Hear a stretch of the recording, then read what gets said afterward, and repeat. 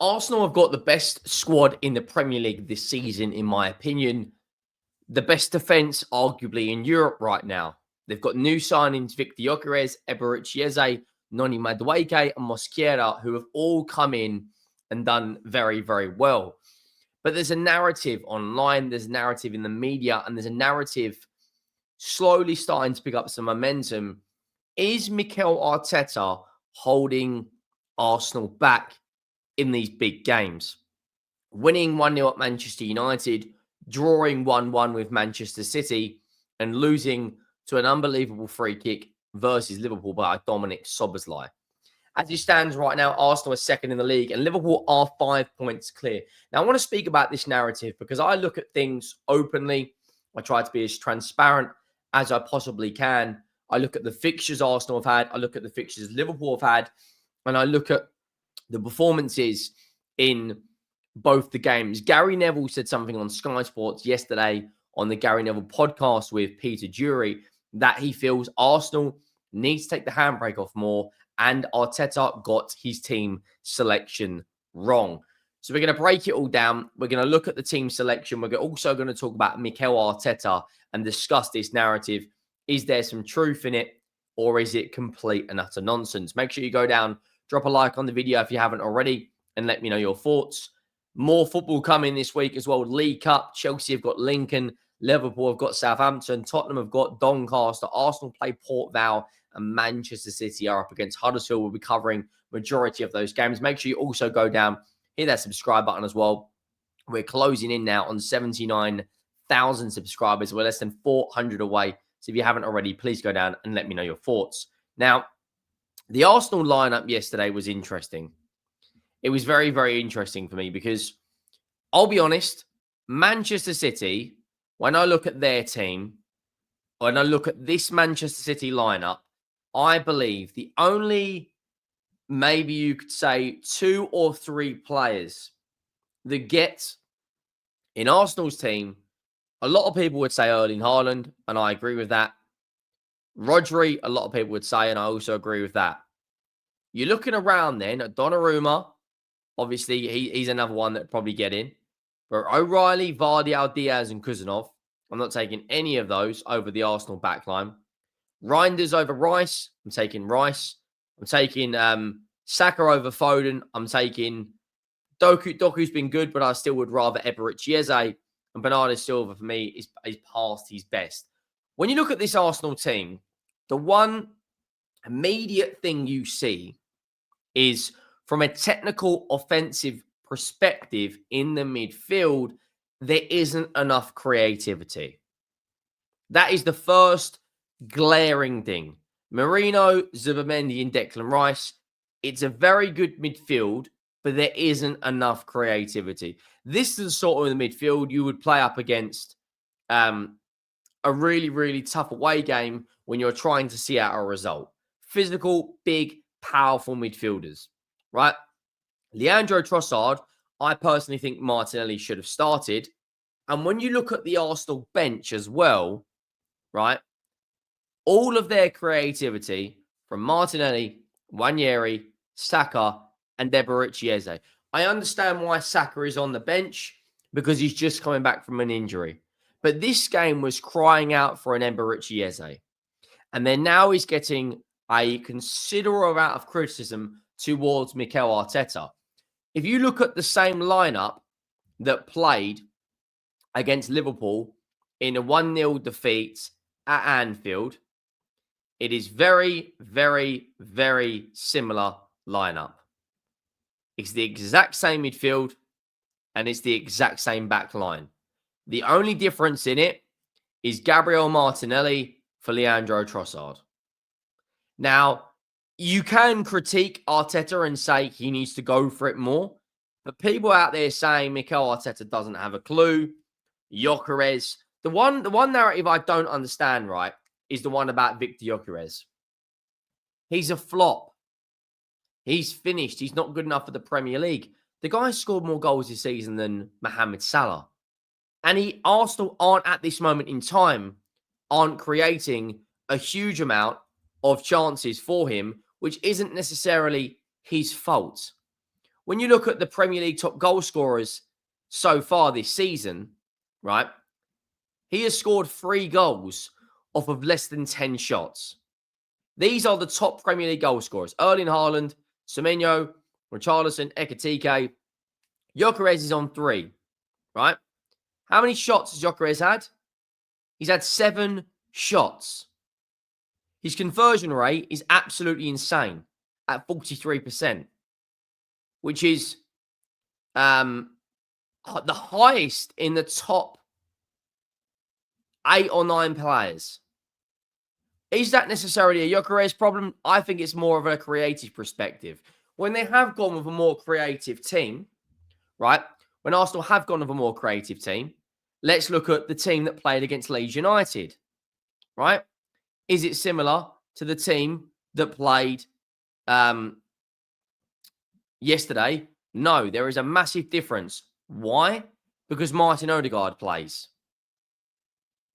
That could be the difference between Arsenal beating Manchester City and Arsenal drawing to Manchester City, having a creative spark. Now, people might say, yes, Henry, but Martin Odegaard was not fit yesterday.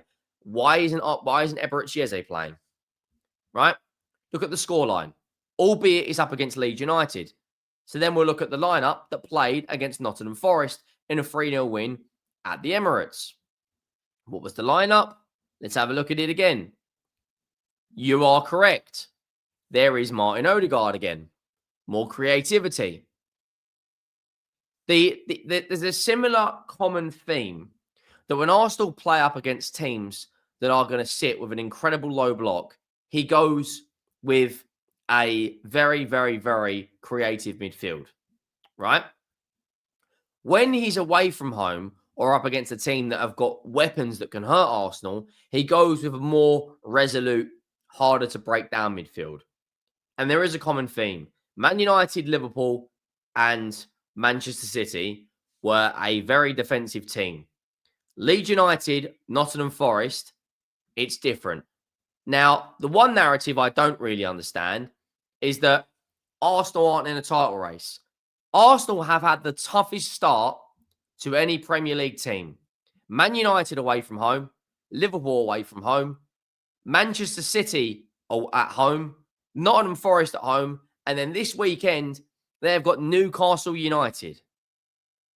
To play at St James's, Anfield, Old Trafford, and Manchester City in your opening 4 games is a very, very, very tough start. Now, the narrative that I personally believe Arteta should be criticised. I think if you go with a more creative team against Manchester City, they win that game. When you look at the match stats, Manchester City only had 5 shots at goal. 33% possession, which is the lowest possession of any Guardiola Manchester City side he has played. Or fielded, sorry. 33% possession up against 67% possession. The same amount of shots on target, but also had 7 more shots. Now, Gary Neville also said something on the Gary Neville podcast that out of their 9 goals, is it 9 goals they've scored? Out of their 10 goals Arsenal have scored in the Premier League this season, I think 6 of those have been from set pieces. The only 2 creative goals I think they've got are both from Gyökeres and Saka, which tells you if you create chances with Victor Gyökeres, he will put the ball in the back of the net. But the narrative online is Jok Lesnar, Jok Tour, he's finished. I just don't get the narrative. Liverpool are flying high and completely scoring a huge amount of goals, but they're only 1 goal behind Liverpool. Their defense is very, very, very secure. It's a very strong back line. If he takes the handbrake off and goes for it in some of these bigger games, Arsenal will have no problem at all scoring goals. And the narrative right now that they're out of the title race, for me, is absolutely insane. Look at Arsenal's next 10 Premier League games. Newcastle United at St James's will be tough. West Ham at home. Fulham away. Crystal Palace at home. Burnley away. Sunderland away. Spurs at home. Chelsea away. And Brentford away. And Brentford at home. There's 1, 2, 3, 4, 5, 6, 7, 8, 9. Their 10th game would be Chelsea. Arsenal should be, if you want to go out there and win a Premier League title, you have got to win 9 minimum out of those 10 games. When you look at what Liverpool have then got to face, because I am trying to, keep this about Arsenal in the title race, Liverpool do not have it easy by any stretch of the imagination in their next 10 Premier League games, right? They've got Southampton in the Cup. Fair enough, they'll spank them. In the league terms, they've got Crystal Palace away, Chelsea away, Man United at home, Brentford away, Villa at home, Manchester City away, Forest at home, West Ham away, and Sunderland at home. That is not an easy run of games. In between all that, they've got Real Madrid in the Champions League, Frankfurt in the Champions League, PSV in the Champions League, and Galatasaray away.